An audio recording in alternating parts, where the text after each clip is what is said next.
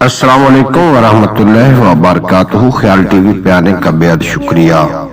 میں ہوں آپ کا دوست محمد علی خضر، اور اس ویڈیو میں ہم بات کریں گے خواب میں طوطا دیکھنا، اس کی تعبیر کیا ہے۔ حضرت ابن سیرین رحمۃ اللہ علیہ نے فرمایا ہے کہ خواب میں طوطا فرزند یا غلام ہے۔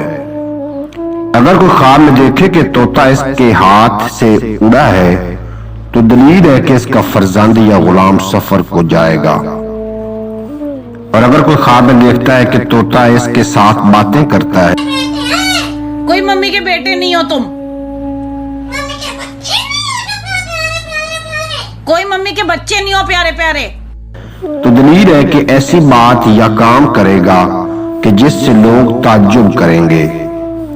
اور مادہ طوطا دوشیزہ لڑکی ہے، اور زمردین رنگ کا طوطا دین کی پاکی پر دلیل ہے، یا پارسا غلام ہوگا۔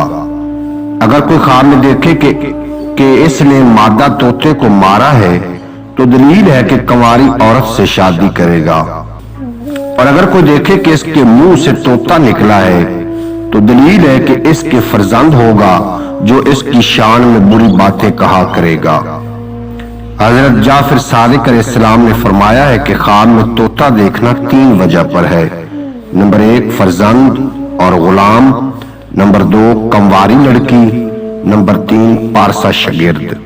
امید ہے کہ یہ ویڈیو آپ کو اچھی لگی ہوگی۔ اگر اچھی لگی ہو تو چینل کو سبسکرائب فرما لینا۔ اجازت دیجیے، ملتے ہیں اگلی ویڈیو میں۔ آپ کو اور میرا اللہ حافظ۔